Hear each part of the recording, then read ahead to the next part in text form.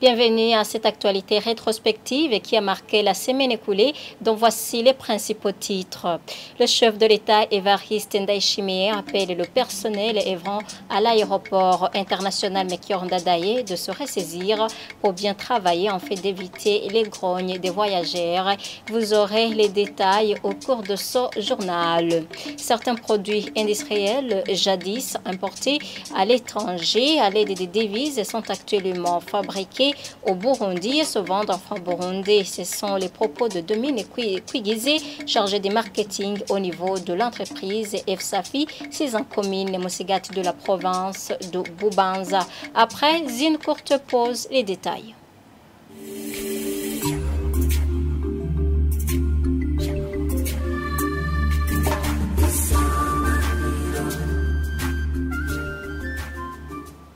Encore une fois, bienvenue à cette actualité rétrospective. Je vous le disais en titre, le chef de l'État, Évariste Ndayishimiye, appelle le personnel œuvrant à l'aéroport international Melchior Ndadaye de se ressaisir pour bien travailler en fait et d'éviter les grognes des voyageurs. C'était lors du lancement officiel de la première phase du projet de réhabilitation, extension et modernisation de l'aéroport international Melchior Ndadaye. Mardi dernier, il a tendu la main aux opérateurs économiques qui veulent investir dans le domaine de l'aviation. Suivez-le. Cette première phase du projet de réhabilitation, d'extension et de modernisation de l'aéroport international Melchior Ndadaye consistera à la réhabilitation de l'aire de mouvement des avions constituée par la piste, les voies de circulation et les parkings des avions.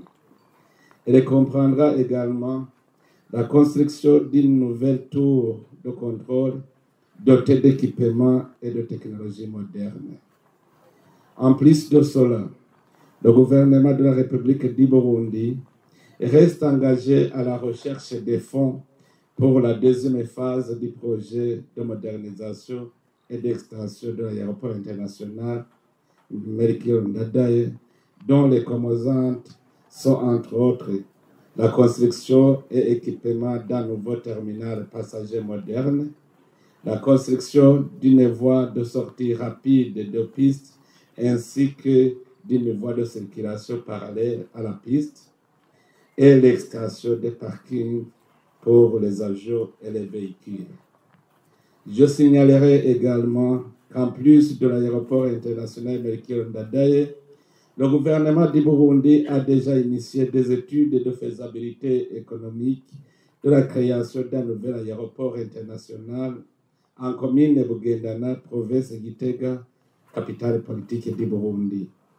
D'où, dans le cadre de partenariat public et privé, j'invite les investisseurs qui le désirent à se joindre à nous dans ce vaste chantier afin de doter du Burundi des infrastructures aéroportuaires répondant aux normes standards de sûreté et de sécurité de l'Organisation internationale de l'aviation civile. Permettez-moi enfin de souligner qu'un aéroport international moderne n'est pas seulement une porte d'entrée pour les visiteurs, les investisseurs et les partenaires, il est aussi un moteur de développement économique. Il présente des avantages comparatifs en termes d'échanges commerciaux, des biens et des services et renforce aussi les mouvements des personnes, surtout les touristes.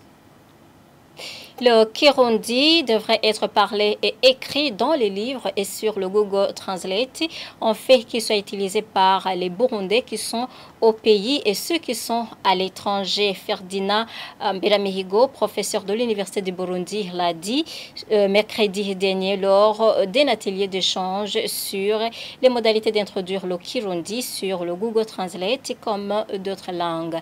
Leokadi Ndachaisaba, ministre de la Communication, indique qu'elle va transmettre le projet aux institutions supérieures en fait d'apporter un appui à ce projet. Lydie Gahimbari. Certains participants au cours de cet atelier d'échange sur l'introduction de la langue nationale sur Google Translate ont relevé d'abord quelques défis, que ce soit dans l'écriture ou en parlant le Kirundi. Ils ont donné l'exemple des échanges utilisés au moment des différentes cérémonies, par exemple la dot ou le mariage ou dans la vie courante.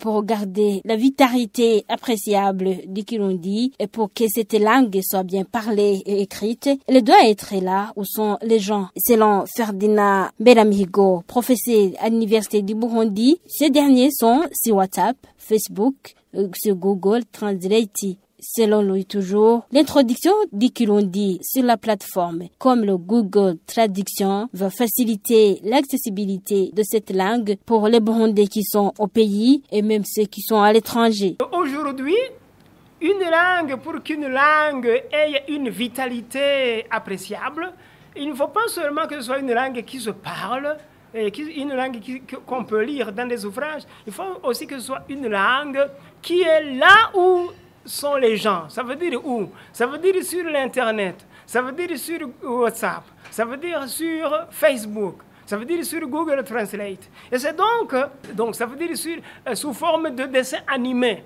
et voilà, sous forme de MP3, de façon que, par exemple, les contes traditionnels qui étaient produits le soir autour du feu puissent se décliner aujourd'hui sous un format numérique. Le Burundais, il a aussi besoin d'avoir l'information disponible sur Google dans sa langue.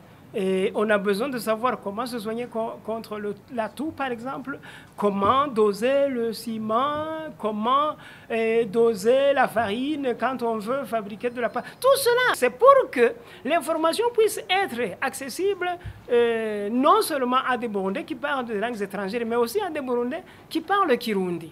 Après les échanges sur les modalités de l'introduction du Kirundi sur le Google Translate, le Kadinda Chaisaba, ministre de la Communication, a fait savoir qu'on va mettre sur pied un comité élargi qui va suivre de près la mise en place de ce projet. Après différents échanges, on est abouti à ce que le Kirundi aussi soit considéré comme d'autres langues qui peuvent être mis sur les plateformes, dont Google et d'autres plateformes.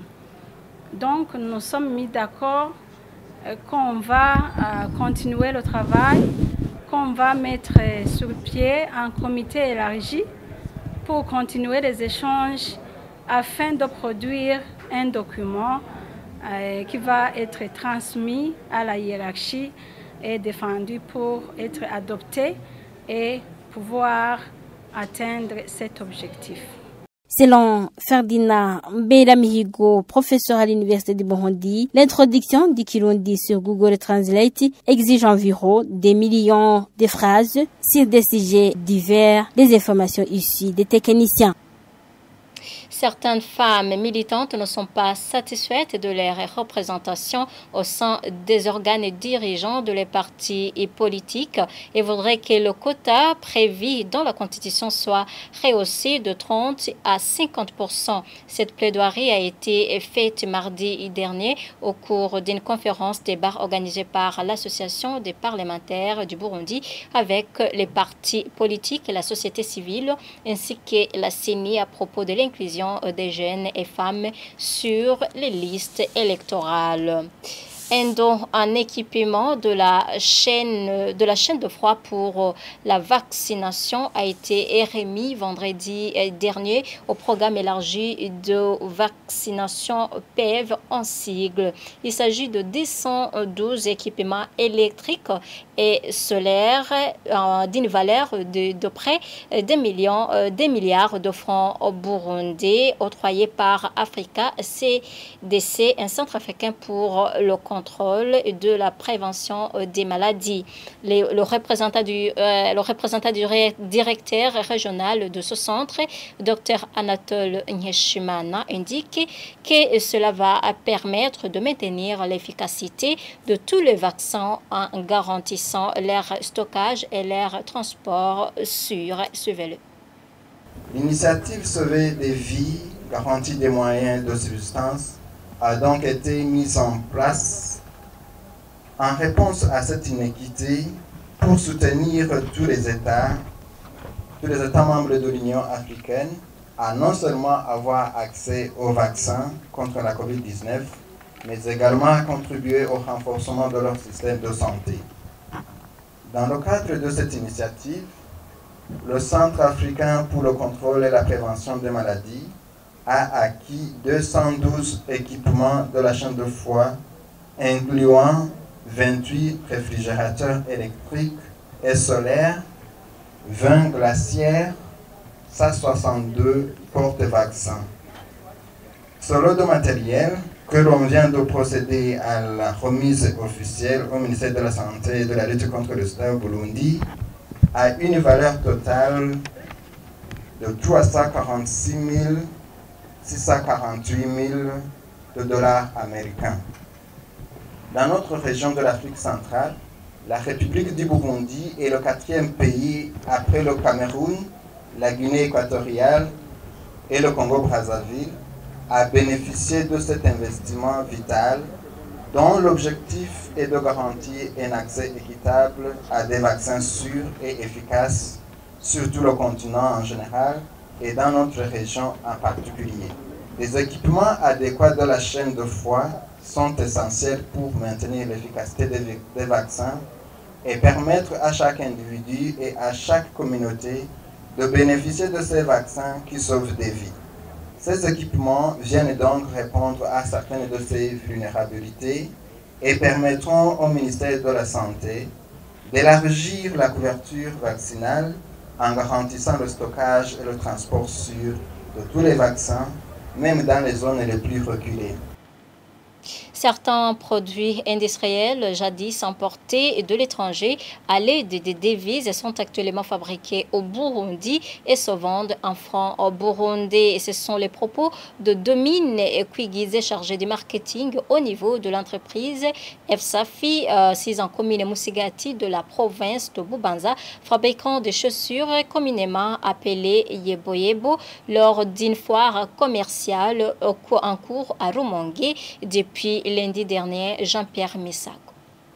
À côté des braserons utilisant de l'huile de moteur vidanger, communément appelée mobile, fabriquée dans la ville de Rumongue, les chaussures dites Yeboyebo, fabriquées en province de Bubanza, figurent parmi les premières marchandises exposées ce lundi matin dans cette foire commerciale. Il s'agit d'une nouveauté pour plusieurs habitants de Rumongue rencontrés sur place qui jusqu'ici croyaient que de telles chaussures rencontrées sur le marché burundais ne proviennent que de l'extérieur du pays. Kwigizé Domine, chargé du marketing à la société FSAFI produisant ces chaussures, dit avoir participé dans cette foire de Rumongue pour se rapprocher de leurs clients et pour une publicité que ces chaussures sont actuellement produites au Burundi et qu'il n'est plus nécessaire de perdre du temps et engager des devises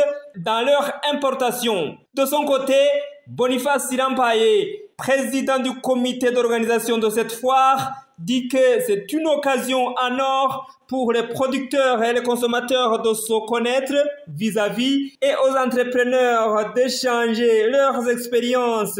Cette foire, dont les débuts sont prometteurs selon le président du comité d'organisation qui appelle à une participation massive, va se clôturer ce samedi.